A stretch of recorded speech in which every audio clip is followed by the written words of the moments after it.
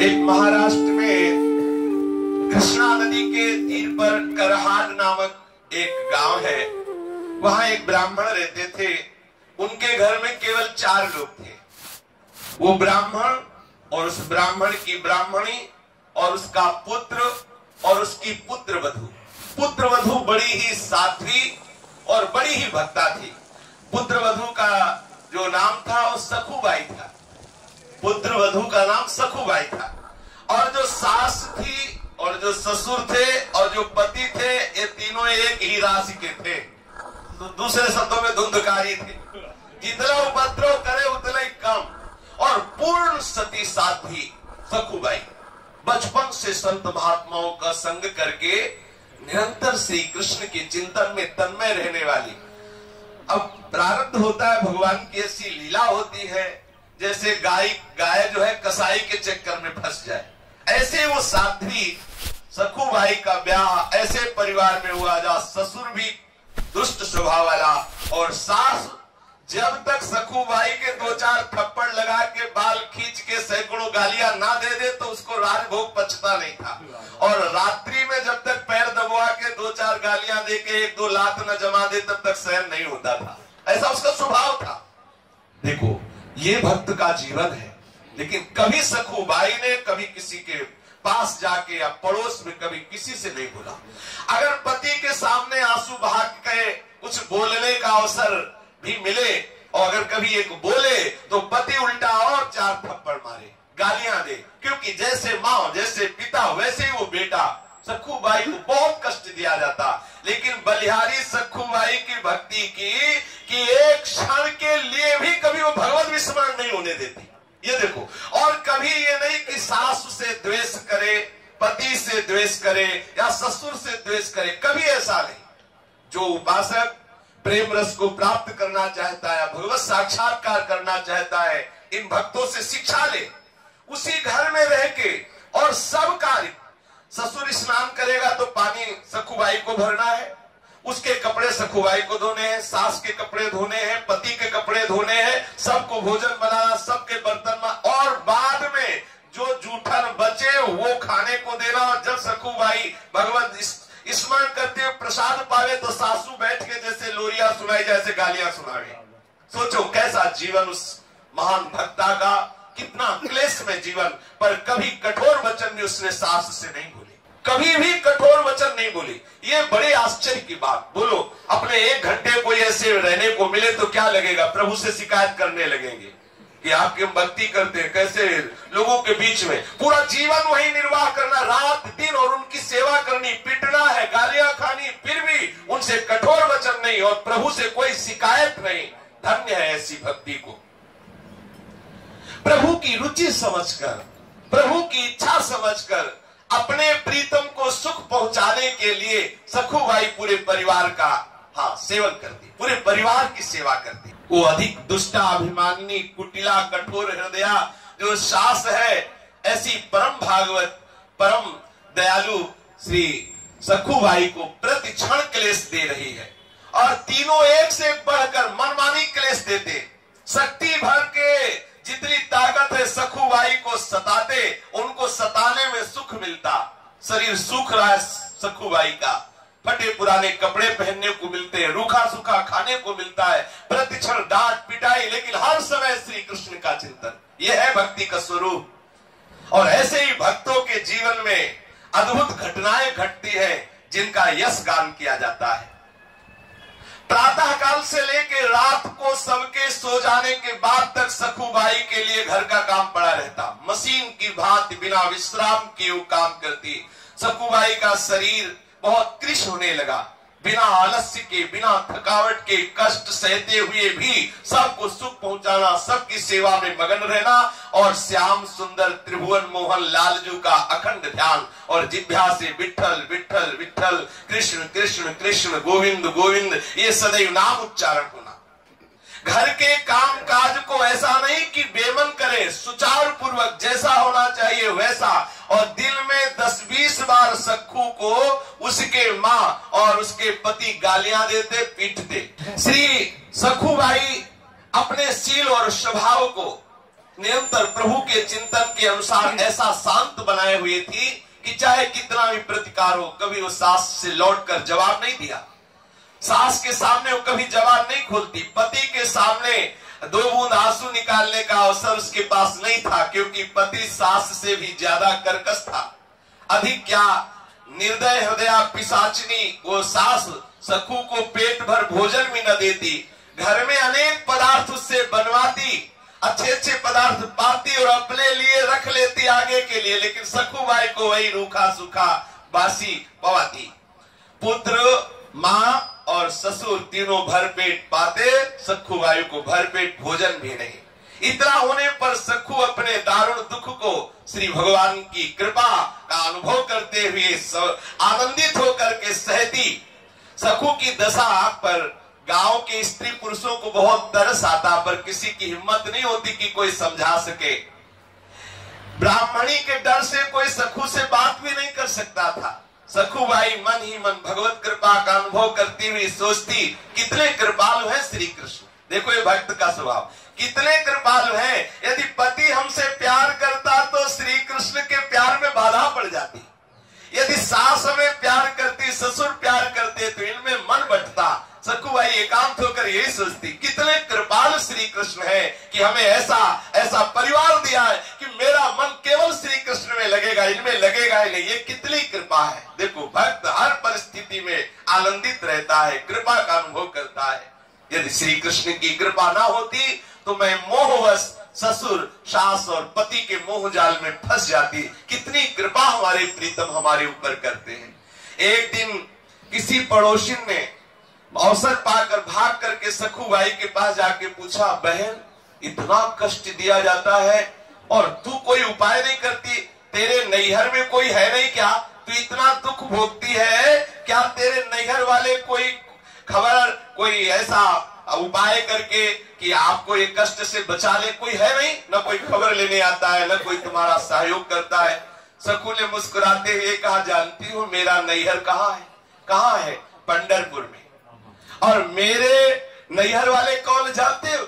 विठल और रुक्मिणी जी।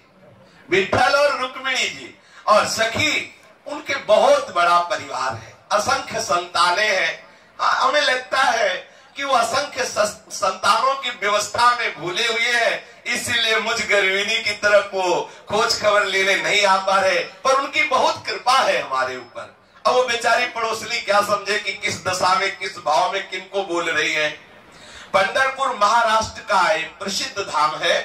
यही आषाढ़ शुक्ला एकादशी को बड़ा भारी मेला लगता है। भगवान पंढरीनाथ श्री विठल के दर्शनार्थ लाखों नर नारी दूर दूर से भगवान नाम कीर्तन करते हुए, नृत्य करते हुए उत्साह पूर्वक पंढरपुर की यात्रा करते हैं। जब यात्रा का दिन आया, भक्तों की मंडलियां कीर्तन करते हुए पंढरपुर के लिए चारों ओर दल बना बना करके सब नाचते हुए जाने लगे। कोई मृदंग में, करताल में सुंदर भाव विभोर होकर के स्वर निकाल रहे, कोई झांझ बजा रहे, कोई नाम घोष कर रहे, कोई नाच रहे, कोई पैरों में घुंघरू बांध करके मतवाले होकर के ताल में ताल मिला रहे, श्री हरि के गुणगान, हरि के लीला चरित्रों का गान करते हुए भक्तों की मंडली को देख करके सखूबाई के हृदय का बांध टूट गया। विचार किया, क्या करूं, हमारे प्रीतम का ऐसा बड़ा उत्सव हो रहा है, उसमें जाकर के मैं मिल नहीं सकती, इतने यहाँ विरोध है। तो करहाड़ उसके गांव से बड़ी बड़ी मंडलियां जा रही थी। सखूबाई को पानी भरने के लिए कृष्णा नदी में जाना होता था। घड़ा लिया और कृष्णा नदी में जल भरने के बहाने निकली। प्रेमी भक्तों के संकीर्तन दल को देखकर सखू के हृदय में प्रेम उमड़ा और घड़ा वहीं रख दिया। पंढरपुर जाने की प्रबल इच्छा करके भक्तों की मंडली में गई।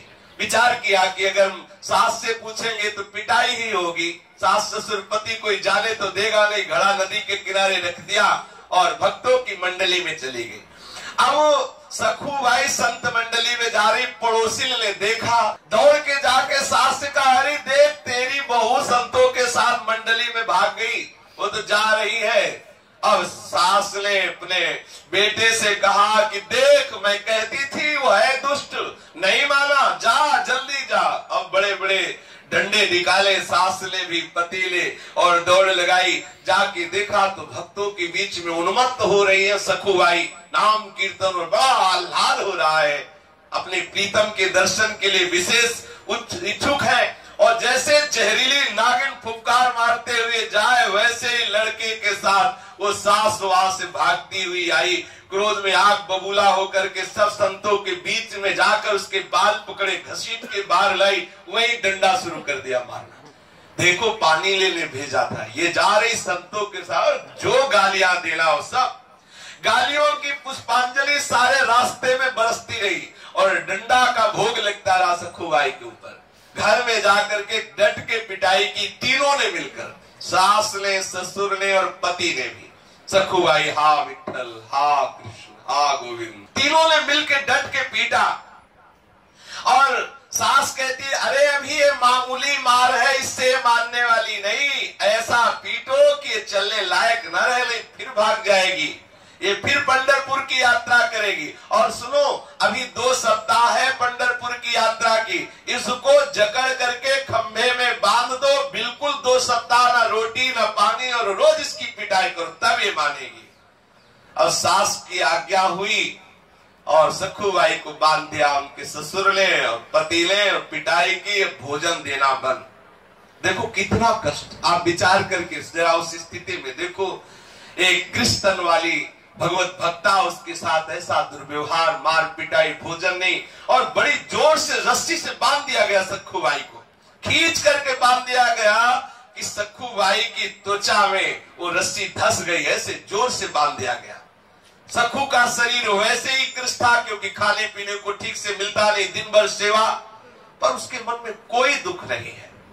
उसके हृदय में ये दुख नहीं कि मुझे बांध दिया गया, मुझे मारा गया, मुझे गाली दी गई, ऐसा नहीं।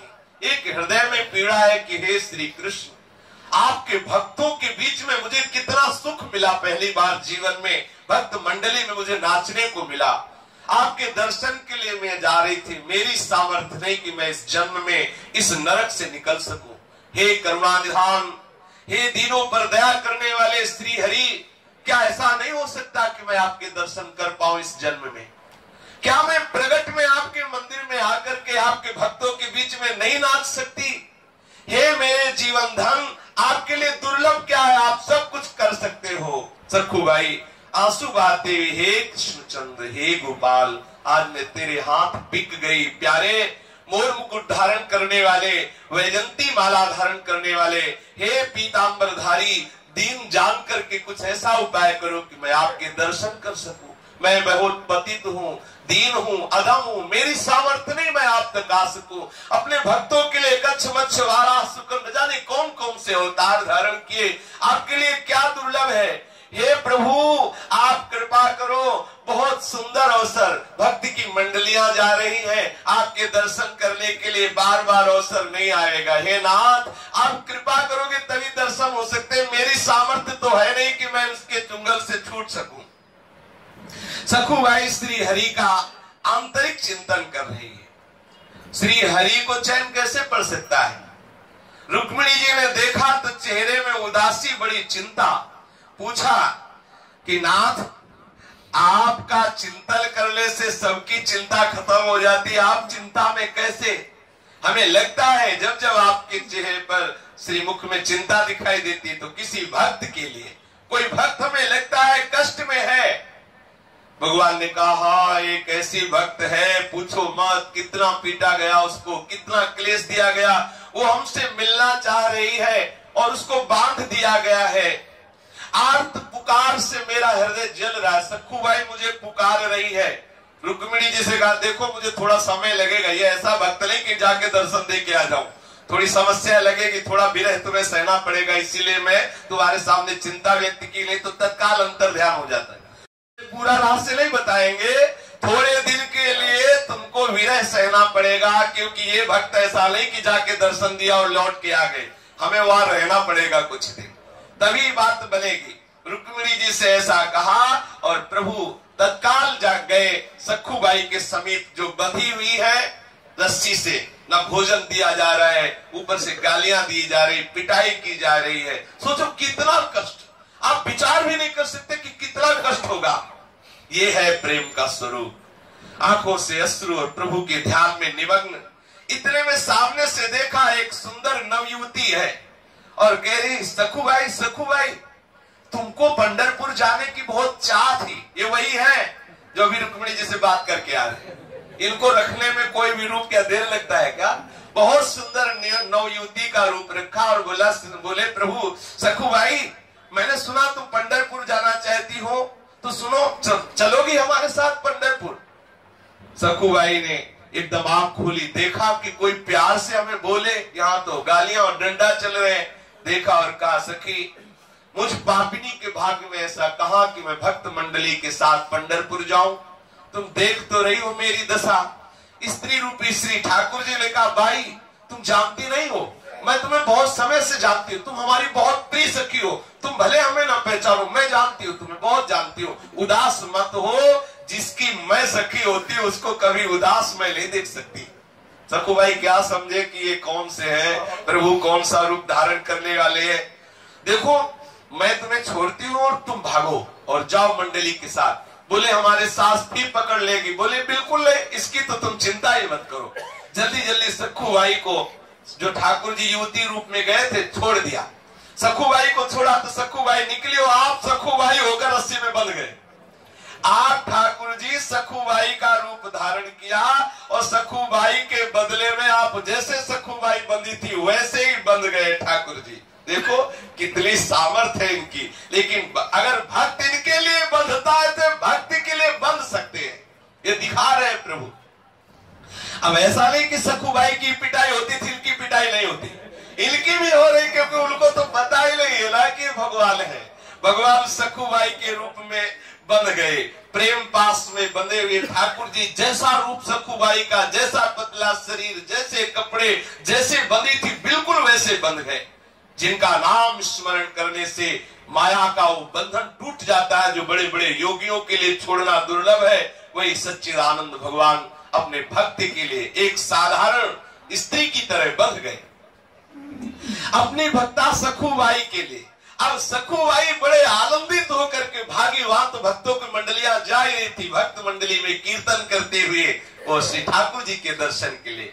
सखू बाई बने जगन्नाथ, समस्त लोगों का पोषण करने वाले श्री विठ्ठल भगवान उसी में बंद। अब निर्दयी सास आती है और जाएगी पंढरपुर, और 2-4 चाटे ठाकुर जी चुपचाप चाटे खा रहे हैं। सर्व सामर्थ, ये कोई न समझे कि ठाकुर जी के होकर के भक्त पीट रहे, तो भक्त के होकर प्रभु भी पीट रहे। देख लो, सखुबाई की जगह ठाकुर जी बंधे, सास आती गालियां देती, थप्पड़ मारती है, ससुर आता है वो गालियां देती। अब आई लाइफ में कई दिन हो गए, भोजन नहीं मिला, पानी नहीं मिला, रोज पिटाई।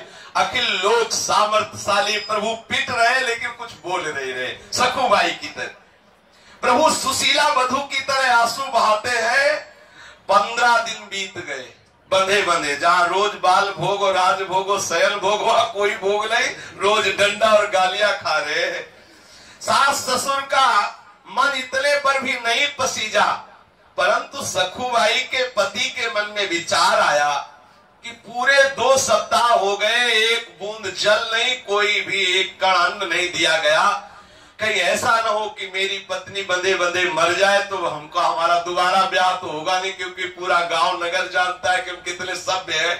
इसलिए सोच, अब वो सखुबाई के ऊपर दया नहीं, अपनी गृहस्थी के लिए उसने सोचा कि अब सखुबाई को कुछ खिलाना पिलाना। हमें तो लगता है कि इनको राह ले गया तो पति के हृदय में प्रेरणा कर दी, यार इतने दिन हो गए, पानी भी नहीं मिला तो इसी बाले पिलाओ आके। अब उसका पति बहुत प्यार करके गया, और जो ठाकुर जी सखुबाई बने हुए बंधे थे, ठाकुर जी के समीप जाकर के उसने दुलार किया और सखु रूपी भगवान के मुख पे हाथ फेरता हुआ कह रहा, तुम्हें बहुत कष्ट दिया गया, बहुत क्रूरता तुम्हारे ऊपर की गई, सारे बंधन खोला और एकांत में ले जाकर बहुत प्यार किया, सुंदर जल पिलाया, भोजन पाया, और कह रहा है कि देखो अब मैं क्या करूं, मेरे माता पिता इतने, ये आज तो दया की बात आ रही ना, वो इन्हीं के लिए आ रही, सखुबाई के ऊपर कभी नहीं आई दया, ये तो ठाकुर जी लीला बिहारी है। ऐसा भवबंधन का नाश करने वाले अनंत आनंद के समुद्र। ठाकुर जी ठीक एक पतिव्रता की तरह ही चेष्टा कर रहे सखुबाई के पति से। ऐसा नहीं कि कोई भगवत्ता प्रकट करे, जैसे जैसे वो प्यार दिखाए वैसे हाथ जोड़े, बिल्कुल जैसे सखुबाई वैसे ही नम्रता से। प्रभु ने सोचा कि यदि मैं जरा सी भी कोई चेष्टा बदलूंगा तो हमारे भक्ति में बाधा पड़ जाएगी। क्या जो सखुबाई हमारे प्रेम में मगन होकर जा रही है उसके प्रेम में बाधा हो जाएगी। इसलिए भक्त के जीवन में जो भक्ति का अद्भुत उन्माद है उसमें बाधा न पड़े। ठाकुर जी के वो गाल में हाथ फेर रहा है तो समस्त लोग चूड़ामणि प्रभु वैसे भी सह रहे, चुप है, पास है। अब वो कह रहा देखो हम तुमको खोल के लाए, हमारे पैर दाबो। तो सखुबाई बोले हुए ठाकुर जी धीरे धीरे उसके पैर दाब रहे। आप देख लो हमारे प्रभु का प्यार, देखो कितना प्यार करते हैं अपने जनों से। पग चापू और सेज बिछाऊं, नौकर बनूं हजाम, हाकू बैल बनो गडवारो, बिना तनख्वाह रथवान, यही तो मेरे मन में ठनी, भगत मेरे मुकुटमणि। पति की आज्ञा के अनुसार सखुबाई रूपी श्री भगवान ने स्नान किया, सुंदर रसोई बनाई और सास ससुर को पवाया। देख लो 56 भोग पाले वाले स्वयं रसोई में चूल्हा फूक रहे, भोजन बना रहे, सास ससुर को बैठा के पवाया और पति को भी पवाया। तीनों आज बहुत प्यार उदय हो रहा है भोजन पाने के बाद। और अपनी बहू की तरफ सास भी बड़ी प्यार दृष्टि से पहली बार देखा, क्योंकि अब ठाकुर जी के हाथ का बना हुआ गया है तो प्रभाव तो पड़ेगा ही। और पति ने जो प्यार की दृष्टि से देखा वैसा प्यार तो कभी सखुबाई को नहीं मिला। माता पिता और पुत्र सराहना कर रहे कि बहू जीवन में ऐसा भोजन नहीं मिला जैसा आज तू बना के पवा रही। ठाकुर जी भी मुस्कुराते जा रहे हैं अंदर कि तुम्हें क्या पता कि तुम्हारी बहू कौन बना हुआ है। ठाकुर जी पुत्र वधू के रूप में स्वयं अपने हाथ से सब पात्र माने, रसोई पवित्र की। और वो जो पति बने हुए सखुबाई के हैं उन्होंने सखुबाई को आज बहुत प्यार किया। ठाकुर जी बिल्कुल एक साध्वी पत्नी की देख लो क्या कर सकते हो अपने भक्ति के लिए, क्या नहीं कर सकते। दोनों बातों पर विचार करके देखो कितने महान होते हुए आप चाहते तो अपना ऐश्वर्य प्रकट कर सकते थे, लेकिन नहीं, पैर दाब रहे, बर्तन मांज रहे, रसोई बना रहे, पवा रहे, जैसा पति आज्ञा करता वैसा सेवा कर रहे। बर्तन मांजना, चौका देना, सास के पैर दबाना, सारे कार्य बड़ी चतुरता पूर्वक चतुर चूड़ामणि श्री ठाकुर जी महाराज कर रहे हैं। जो स्त्री पुरुष समस्त चराचर जगत के स्वामी हैं, जो भी संसार देख रहे हैं इसके रचयिता, इसके पालन करने वाले, इसको लय करने वाले अनंत सामर्थ्यशाली प्रभु है। एक साधारण बहू की तरह वो सखुबाई के रूप में सेवा कर रहे हैं। सखु रूपी भगवान अपनी सेवा और सुंदर व्यवहार से पति सास ससुर तीनों के स्वभाव को बदल दिया। तीनों बहुत प्यार करने लगे सखुबाई रूप श्री भगवान से। अब तो बड़ा घर में आनंद है, विलक्षण परिवर्तन उस घर में। पड़ोसी देखते हैं कि अब तो कोई मारपीट नहीं, कोई कोलाहल नहीं, बड़ा शांति। सोचा कि भगवान की कृपा हो गई। और उधर सखुबाई पंढरपुर पहुंच करके नाम कीर्तन करते हुए उन्मत्त नाच रही है। प्रभु के प्रेम में वो इस बात को भूल गई कि हमारी जगह कोई और सखी बंधी हुई है। प्रभु ने तो यही कहा कि तुम दर्शन करके आ जाओ, तब तक हम बंधी हुई है। उनको सब भूल गया। गई पंढरपुर में दर्शन के, खूब नृत्य करके उन्मत्त होकर के आनंदित हो रही है। अब भक्त गण हाथों में निशान लिए हुए ताल मृदंग झांझ बजाते हुए नाम घोष करते हुए नृत्य कर रहे हैं। गरीब अमीर ब्राह्मण शूद्र का कोई भेद नहीं, सब मंडलियों में उन्मत्त नृत्य हो रहा, भगवान नाम का जय घोष हो रहा है, आकाश में गूंज मच रही, ऐसे नाम घोष हो रहा है। आनंद रस में विभोर हुई सखुबाई चंद्रभागा में स्नान करके पंढरीनाथ जी के दर्शन करके मंदिर के अंदर प्रवेश किया। मंदिर में जाकर श्री हरि के दर्शन करके आनंद सिंधु में डूब गई। प्रभु की वो श्याम मनोहर मूर्ति, वो दिव्य पीतांबर धारण किए हुए सुंदर श्री, आज प्रभु की मूर्ति थोड़ी दिखाई दे रही, साक्षात प्रभु दिखाई दे रहे हैं। कानों में दिव्य मकराक कुंडल, सुंदर अनंत कामों का भी जो सौंदर्य फीका कर देने वाला उनका लावण्य, वक्षा स्थल पर नवीन सुगंधित पुष्पमाला, तुलसी की माला धारण किए हुए और भ्रकुटी का संचालन करते हुए सखुबाई को मुग्ध कर रहे हैं। त्रिताप सदा के लिए जिनके नाम स्मरण करने से ही शांत हो जाता है, उनका रूप देख करके सखुबाई सुध बुध भूल गई। ऐसा मन लगा कि उसने प्रभु के सामने प्रतिज्ञा कर ली कि जब तक इस शरीर में प्राण रहेंगे मैं पंढरपुर की सीमा के बाहर नहीं जाऊंगी। उधर ठाकुर जी बंधे हुए, जो छोड़ा था सखुबाई को, जो बंधे हुए थे, वो खोल करके वहां बहु रूप में चौका लीप रहे, बर्तन मांज रहे, रसोई मनिया कर रहे। यहाँ सखुबाई ने प्रण कर लिया, जब तक शरीर में प्राण रहेंगे मैं पंढरपुर को नहीं छोड़ूंगी, सीमा के बाहर नहीं जाऊंगी।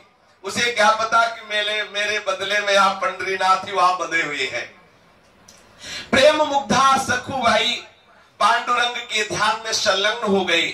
अंत में अष्ट सात्विक भाव में अंतिम भाव का उदय हुआ, जिसमें सखुबाई के प्राण इस शरीर को छोड़कर निकल गए। सखुबाई के सामने वो स्वरूप प्रकट हुआ कि सखुबाई विह्वल विकल हो गई और भगवान के सौंदर्य के दर्शन में इतना मुक्त हो गई कि उसके प्राण छूट गए। अब दैव संयोग से यात्रा करने को आए हुए करहार के निकटवर्ती किवल नामक गांव का एक ब्राह्मण उस मंडली में आया हुआ था। उसने सखुबाई की लाश को देखा कि सखुबाई तो पधार गई, साथियों को बुलाया और सबने मिलकर के सखुबाई के शरीर की अंत्येष्टि क्रिया की, अंत्येष्टि संस्कार किया।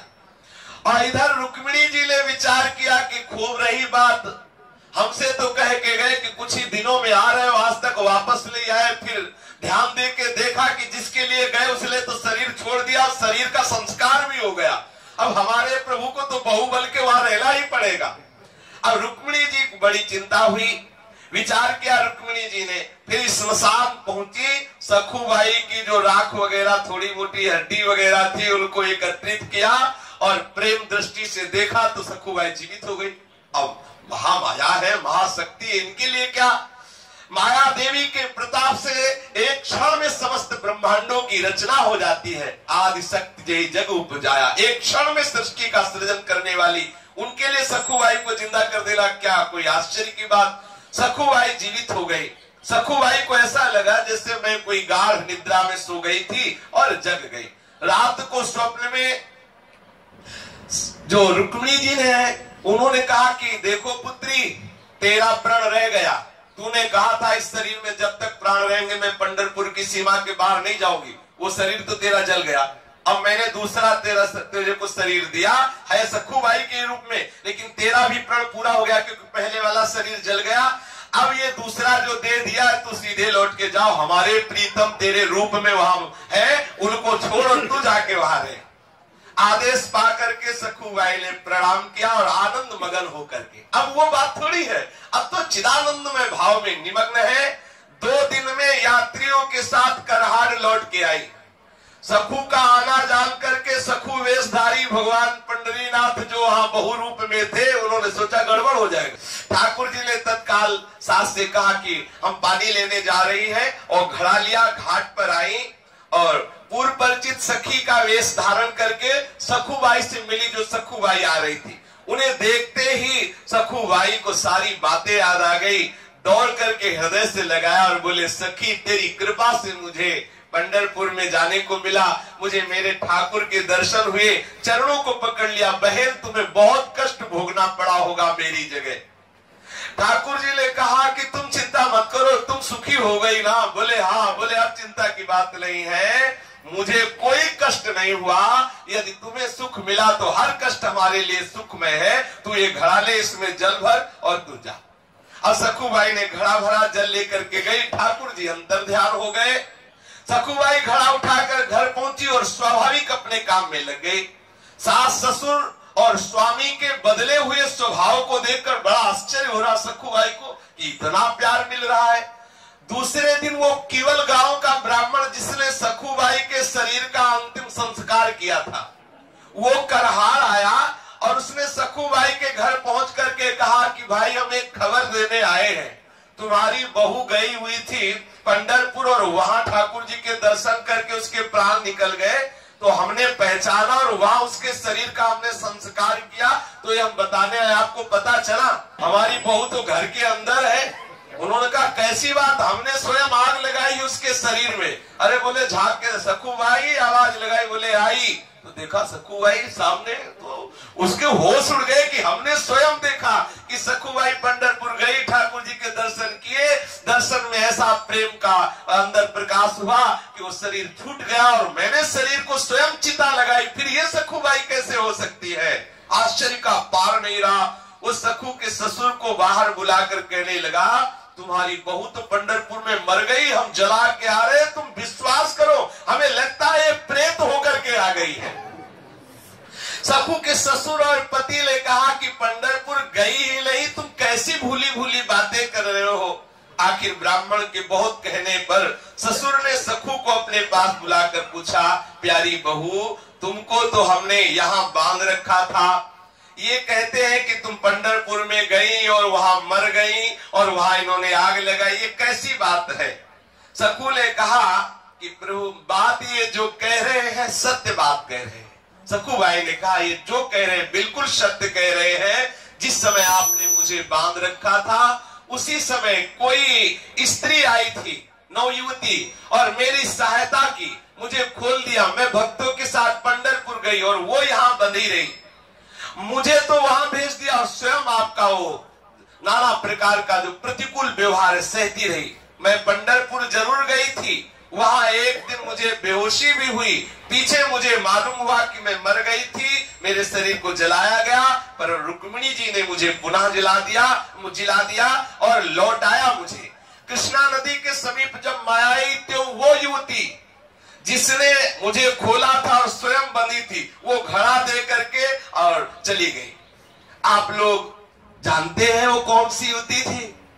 तो सास ससुर ने, पति ने कहा, मुझे तो पता नहीं।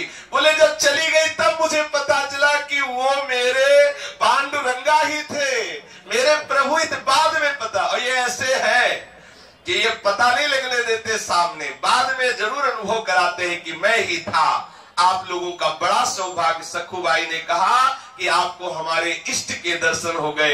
ये सुनते ही सखूबाई के सास ससुर और पति ये सब सखूबाई के चरणों में गिर पड़े कि मैंने तुम्हें पहचाना नहीं, हमारे घर में ऐसी परम भक्ता, परम साध्वी जिसके अधीन श्री भगवान है, मैंने तुम्हें बहुत सताया, बेटी हम पर कृपा करो।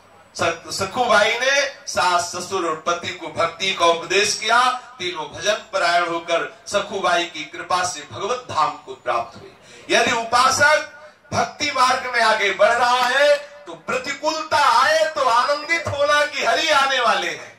जब जब प्रतिकूलता जिस भक्त के जीवन में आई तो भगवान का एक ऐसा अवतार हुआ जो न पुराणों में लिखा है न शास्त्रों में लिखा है। ऐसा अवतार होता है, भक्त के लिए पर्सनल अवतार होता है। हमारे हरि हर क्षण देख रहे हैं हमें, कभी निराश मत होना, चाहे जितना दुख आवे, चाहे जितना क्लेश आवे, दुख देने वाले और क्लेश देने वाले को कभी क्लेश देने का विचार न करना, आनंदित होकर सहना, तो हरि कृपा करके आएंगे और हृदय से लगा लेंगे, हमारा जन्म जन्म का दुख दूर हो जाएगा। श्री राधा वल्लभ